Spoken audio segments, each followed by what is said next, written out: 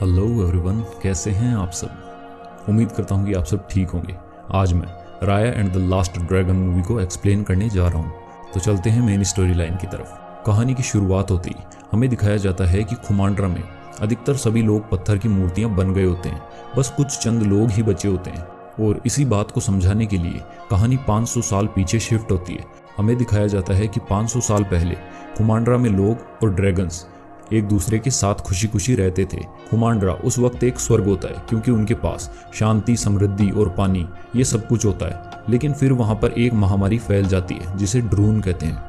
Druon अपने आप को कितने भी टुकड़ों में बांट सकता है, अपनी संख्या को बढ़ा सकता है और वो जिस भी चीज को टच करता है वो पत्थर की बन जाती है। इसीलिए इंसानों की जान बचाने के लिए ड्रैगन्स उनका सामना करते हैं, लेकिन वो भी पत्थर के बन जाते हैं।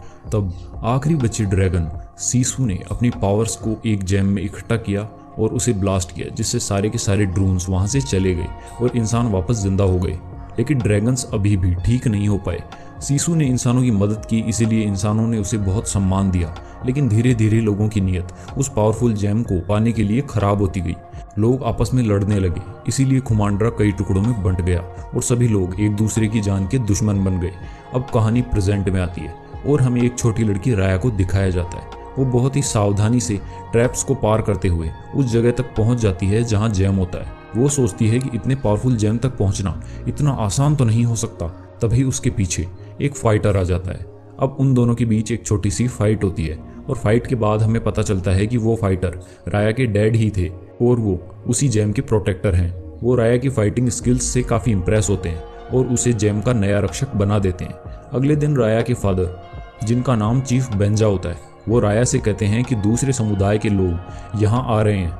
राया कहती है कि हम उनसे लड़ने के लिए तैयार रहेंगे।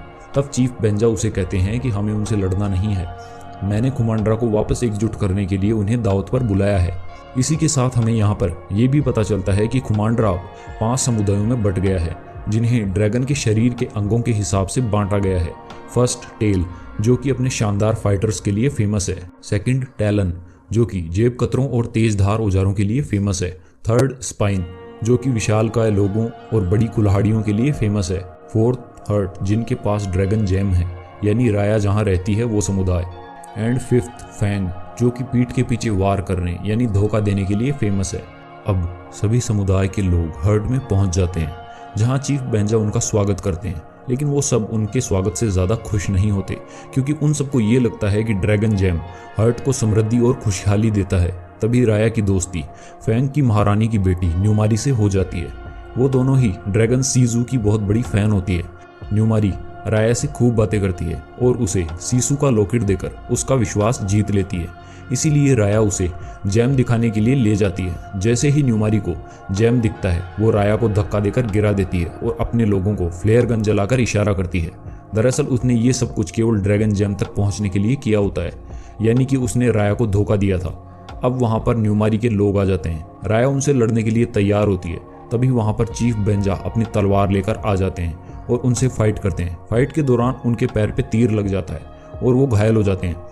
तभी सभी समुदाय के लोगों के बीच जैम को लेने की भगदड़ मच जाती है और इसी भगदड़ के बीच वो जैम उनके हाथ से गिर जाता है और टूट जाता है। जैम के टूटते ही ड्रून्स को बाहर आने का मौका मिल जाता है और वो लोगों पर हमला करके उन्हें पत्थर बनाने लग जाते हैं। सभी समुदाय जैम का एक एक टुकड़ा उठाकर वहां से भागते हैं। चीफ बेंजा को चोट लगी होती है, इसीलिए वो ज्यादा नहीं चल पाते।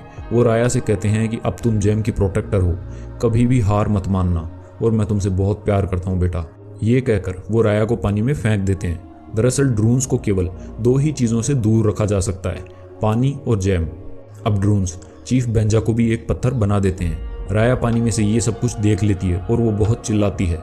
अब कहानी आगे बढ़ती है और हमें 6 साल बाद टेल का एक सीन दिखाया जाता है। अब राया बड़ी हो चुकी है और उसके पास एक पेट होता है जिसका नाम टुक टुक होता है। वो भी बड़ा हो चुका होता है। दरअसल ये पेट राया के पास बचपन से था और यही अब राया का एकमात्र साथी भी होता है। वो दोनों बहुत लंबा सफर तय करके एक नदी के छोर तक पहुंच जाते हैं। दरअसल राया को लगता है कि सीसू अभी भी जिंदा है, इसीलिए वो पिछले 6 सालों से हर नदी में उसे ढूंढ रही होती है और ये नदी खुमांड्रा की आखिरी नदी होती है। वो जब उस छोर को देख रही होती है तभी अचानक एक ड्रोन वहां आ जाता है, जिससे वो दोनों डरकर नीचे गिर जाते हैं। राया जल्दी से अपने बैग से जैम को निकालती है और ड्रून के सामने करती है, जिससे ड्रून डरकर वहाँ से चला जाता है। इसी बीच पैट टुक टुक उल्टा गिर जाता है और वो बहुत मुश्किल से उसे सीधा करती है और कहती है कि अब तुम काफ़ी भारी हो गए हो। फिर राया पानी का पीछा करते करते एक जगह पहुंच जाती है जहां रास्ता बंद हो जाता है। इस बात से वो बहुत दुखी होती है और सीसू से प्रे करती है कि वो जहां कहीं भी है प्लीज़ उसके सामने आए। तभी अचानक वहां सीसू आ जाता है। राया से कहती है कि तुम एक ह्यूमन हो, मतलब ड्रोन्स खत्म हो गए। दरअसल सीसू को ये बात पता नहीं होती कि पिछले 500 सालों से वो एक स्लीप में थी। राया उसे सब कुछ बताती है तो सीसू उसे कहती है कि तुमने ड्रैगन जैम को तोड़ दिया। राया उससे पूछती है कि क्या तुम नया नहीं बना सकती, तो सीसू उसे कहती है कि मैं सबसे बेस्ट ड्रैगन नहीं हूँ। इसी बीच सीसू राया के पास जो जैम होता है उसे छूती है और जैम को छूते ही वो ग्लो करने लगती है। राया कहती है कि ये तुमने कैसे किया। सीसू उसे बताती है कि ये मेरी छोटी बहन आम्बा का मैजिक है और हर ड्रैगन के पास अपना एक मैजिक होता है। राया उससे पूछती है कि तुम्हारा मैजिक क्या है। सीसू बताती है कि मैं एक बहुत अच्छी स्विमर हूँ। वो दोनों सोचती है कि अगर सारे जैम मिल जाएंगे तो वो उन्हें असेंबल करके वापस ड्रोन्स को भगा देंगे और सभी लोगों को वापस स्टोन से इंसान बना देंगे। इसीलिए वो टेल में जैम का सेकंड पार्ट लेने के लिए जाते हैं। कई ट्रैप्स को पार करके आखिर में वो दोनों जैम तक पहुंच जाती है। सीसू जैम को लेने वाली होती है, तभी राया उसे कहती है कि ऐसा मत करना। दरअसल वहां पर एक ट्रैप होता है। राया बड़ी ही चालाकी से उस जैम की जगह एक लकड़ी का टुकड़े को रिप्लेस करके उस जैम को उठा लेती है। जैसे ही सीसू उस जैम को लेती है तो वो लड़की बन जाती है और कहती है कि ये मेरी बहन प्राणी का मैजिक है। तभी वहां पर न्यूमारी आ जाती है जो कि काफी दिनों से राया का पीछा कर रही होती है। वो राया से पूछती है कि तुम ड्रैगन जेम्स को क्यों चुरा रही हो। राया कहती है कि मैं सीसू को ढूंढ रही हूँ। न्यूमारी इस बात को मजाक समझती है और अपने लोगों को राया को बंदी बनाने को कहती है। राया न्यूमारी और उनके लोगों को उसी ट्रैप में फंसा देती है जो जैम चुराने वालों के लिए बनाया गया था। वो वहां से भागते हैं और एक नदी के पास से गुजरते हैं। तभी राया को याद आता है कि बिग कैट्स को पानी पसंद नहीं होता, इसीलिए वो पानी में कूद जाते हैं। दरअसल न्यूमारी और उसके लोग बिग कैट्स की सवारी करते हैं। वो एक बोट पर जाते हैं जिसका मालिक एक छोटा बच्चा होता है। वो उस बोट को बहुत धीरे चला रहा होता है। न्यूमारी उन तक पहुंचने ही वाली होती है, तभी सीसू पानी में कूद जाती है और अपने ड्रैगन रूप में आकर उस बोट को बड़ी ही तेजी से चलाती है, क्योंकि स्विमिंग ही उसकी खूबी होती है।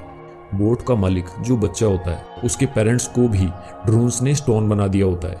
अब ये लोग ड्रैगन जेम का तीसरा हिस्सा लेने के लिए टैलन जाते हैं। राया बताती है कि वो जेम टैलन के चीफ डेंग हाई की सुरक्षा में है और वो सीसू को उसके साथ नहीं लेकर आती क्योंकि इंसानों से उसे खतरा हो सकता है। राया जब जेम लेने जा रही होती है तो रास्ते में एक कॉर्न बेबी उसके ढूंढे हुए दोनों जेम्स को लेकर भाग जाते हैं। दूसरी तरफ सीसू बोट पर सोचती है कि राया ने चीफ के लिए गिफ्ट तो लिया ही नहीं। दरअसल वो बहुत मासूम होती है और वो बहुत आसानी से किसी पर भी यकीन कर लेती है। सीसू बाजार से सामान लेना चालू कर देती है, लेकिन उसके पास पैसे नहीं होते तो दुकानदार उसे सामान वापस रखने को कहते। तभी वहाँ एक बूढ़ी औरत आती है और वो उसे बहला फुसला कर अपने साथ ले आती है।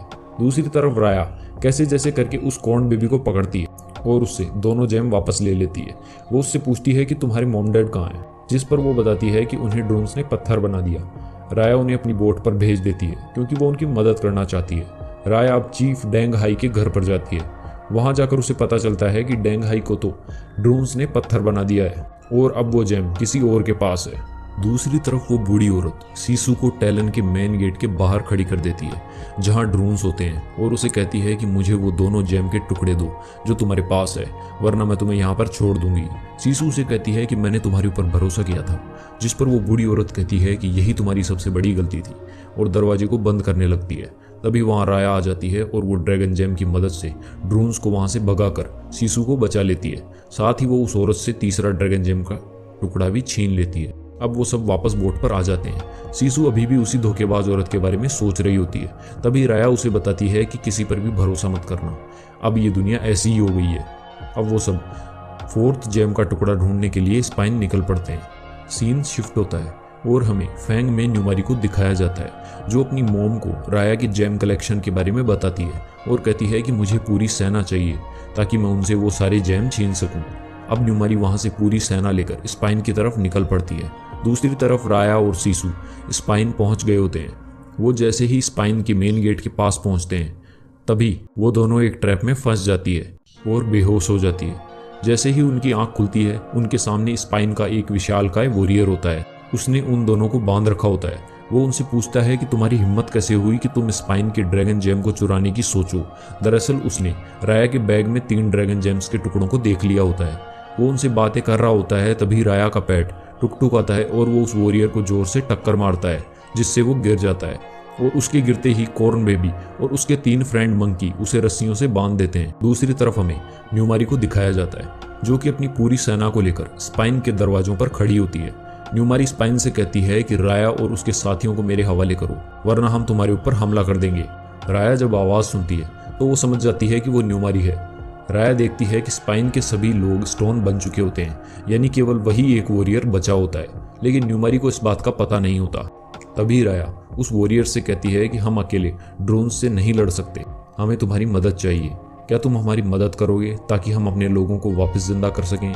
वॉरियर उसकी बात से एग्री करता है। राया उसे कहती है कि तुम मेरे दोस्तों को लेकर पीछे के रास्ते से निकलो, तब तक मैं न्यूमारी को उलझा कर रखती हूँ। दूसरी तरफ न्यूमारी हमला करने ही वाली होती है, तभी राया वहाँ आ जाती है और वो न्यूमारी को 1v1 फाइट के लिए कहती है। अब राया और न्यूमारी के बीच एक शानदार फाइट होती है, लेकिन न्यूमारी अब राया से काफ़ी ज़्यादा पावरफुल हो गई होती है। वो राया को मारने ही वाली होती है। तभी सीसू अपने ड्रैगन के रूप में वहां आकर चारों तरफ धुआं फैला देती है। दरअसल धुआं फैलाने का जादू उसे अपने भाई जगान से मिला होता है और वो राया को लेकर वहां से आ जाती है। न्यूमारी भी पहली बार सीसू को देखकर हैरान होती है। असल में न्यूमारी भी सीसू की बहुत बड़ी फैन होती है। दूसरी तरफ राया और सीसू बोट पर आ जाते हैं, लेकिन सभी लोग राया से नाराज होते हैं क्योंकि उसने उन सब से सीसू के ड्रैगन होने की बात छुपाई होती है। इस बात पर राया उन सब से सॉरी बोलती है। अब वो स्पाइन वॉरियर भी अपना जैम सीसू को दे देता है। जैम सीसू को मिलते ही वहां पर बारिश होने लगती है। सीसू कहती है कि ये मेरे बड़े भाई पेंगू का मैजिक है। अब ये सब फैंग, जो कि सबसे खतरनाक एनिमी है, वहां से जैम कैसे चुराया जाए इसके बारे में प्लान कर रहे होते हैं। तभी सीसू राया से कहती है कि तुम्हें न्यूमारी से एक बार प्यार से बात करनी चाहिए। राया कहती है कि ये गलती मैं एक बार पहले कर चुकी हूँ। तुम उस लड़की पर मुझे यकीन करने को कह रही हो जिसकी वजह से ये सब कुछ शुरू हुआ है। जब वो फैंग की तरफ से जा रहे होते हैं तो रास्ते में वो हर्ट के पास से गुजरते हैं, जो कि राया का घर होता है। सीसू उसे उस जगह ले जाती है जहां पर मूवी के स्टार्टिंग में ड्रैगन जेम रखा हुआ था। राया उससे पूछती है कि तुम मुझे यहाँ क्यों लेकर आई हो। सीसू उसे बताती है कि 500 साल पहले जो कुछ हुआ वो सब यहीं पर शुरू हुआ था। और वो राया को अपने भाई बहनों के बारे में बताती है और कहती है कि मैं सबसे पावरफुल ड्रैगन नहीं हूँ, मेरे भाई बहन सबसे पावरफुल थे। जब ड्रोन्स ने सभी को पत्थर बना दिया तो मेरे बड़े भाई पेंगू ने डिसाइड किया कि वो अपनी पावर्स को एक जगह इकट्ठा करेंगे। तभी उन सब ने अपनी पावर्स को उस जेम में डाल दिया और वो जेम मुझे दे दिया। मुझे ये नहीं पता था कि उन्होंने मुझे ही क्यों चुना, पर मैं इतना जानती हूँ कि उन्हें मुझ पर विश्वास था और मुझे उन पर। वो राया से कहती है कि तुम्हें भी न्यूमारी पर विश्वास करना होगा। ये कहकर वो राया को न्यूमारी से बात करने के लिए मना लेती है। जब वो सब फैंग पहुंचते हैं तो राया न्यूमारी को उसी को दिया हुआ वो सीसू का लॉकेट गिफ्ट में भेजती है, जो उसने राया को बचपन में दिया था। न्यूमारी एक जगह पर आती है और वो एक फ्लेयर गन से फायर करती है। राया वहां पर जाने से पहले सीसू से कहती है कि जब तक हमें ड्रैगन जेम ना मिल जाए तब तक तुम सामने मत आना। राया वहां पर जाती है और न्यूमारी राया के सामने ड्रैगन जेम रख देती है, इसीलिए पीछे से सीसू भी सामने आ जाती है। तभी न्यूमारी एक आर्चर निकालती है और कहती है कि सीसू और ड्रैगन जेम्स मेरे साथ जाएंगे। राया उससे फाइट करने के लिए तलवार निकालने ही वाली होती। तभी सीसू राया से कहती है कि मुझे न्यूमारी पर यकीन है और वो उसकी तरफ बढ़ती है और न्यूमारी को कहती है कि मुझे तुम्हारे ऊपर पूरा भरोसा है कि तुम भी इस दुनिया को फिर से ठीक करना चाहती हो। न्यूमारी का हाथ ट्रिगर पर होता है। राया को लगता है कि वो ट्रिगर दबा देगी, इसीलिए वो उस पर तलवार से वार करती है। इसी बीच वो ट्रिगर दब जाता है। तीर सीधा जाकर सीसू को लगता है, जिससे सीसू मर जाती है। यानी लास्ट ड्रैगन के मरने का मतलब है सारा पानी अब सूख जाएगा और ड्रोन्स को रोकना नामुमकिन हो जाएगा। न्यूमारी वहां से भाग जाती है। राया को न्यूमारी पर बहुत गुस्सा आता है, इसीलिए वो सारे जेम्स वहां पर छोड़कर उससे फाइट करने के लिए निकल पड़ती है। अब न्यूमारी और राया के बीच एक शानदार फाइट होती है और जब राया न्यूमारी को मारने ही वाली होती है तो न्यूमारी राया से कहती है कि सीसू की मौत में तुम भी बराबर की जिम्मेदार हो। मैं उस पर तीर नहीं चलाती, पर तुम्हें मुझ पर यकीन नहीं था, इसीलिए तुमने अपनी तलवार से मेरे पर वार किया। ये सुनकर राया भी रोने लगती है, क्योंकि कहीं ना कहीं न्यूमारी सही होती है। उसे सीसू पर विश्वास नहीं था कि वो न्यूमारी को मना लेगी, इसीलिए वो न्यूमारी को बिना मारे ही वहां से चली जाती है। इसी बीच राया के सभी दोस्त फैंग के सभी लोगों को वहां से सेफली बाहर पहुंचा देते हैं, लेकिन जब ड्रोन्स उन सब के चारों तरफ होते हैं वो सब ड्रैगन जैम से उनसे लड़ रहे होते हैं तो राया को सीसू की एक बात याद आती है कि मेरे भाई बहनों को मुझ पर विश्वास था और मुझे उन पर। इस बात से राया समझ जाती है कि ये सारा खेल विश्वास का ही है। वो सभी को अपना जैम न्यूमारी को देने को कहती है, लेकिन सब मना कर देते हैं और कहते हैं कि हमें इस पर बिल्कुल भी विश्वास नहीं। तब राया सबसे पहले अपना जैम उसे दे देती है और जैम देते ही ड्रोन्स उसे भी स्टोन बना देते हैं। राया के विश्वास को देखकर उसके सभी दोस्त भी अपना अपना जैम न्यूमारी को दे देते हैं और वो सब भी स्टोन बन जाते हैं। न्यूमारी जैम के सारे टुकड़ों को जोड़कर वापस पूरा जैम बना देती है, जिससे एक पावरफुल ब्लास्ट होता है और सभी लोग वापस ठीक हो जाते हैं। और अंत में हमें दिखाया जाता है कि सभी लोग और ड्रैगन वापस जिंदा हो गए और अब सभी समुदाय वापस एक होकर खुमांड्रा बन गए होते हैं। इसी के साथ ये कहानी यहीं पर खत्म होती है। उम्मीद करता हूँ आपको ये कहानी पसंद आई होगी। अगर आपको मेरी एक्सप्लेनेशन पसंद आई तो मेरे चैनल को सब्सक्राइब करना ना भूलें। Thanks for watching.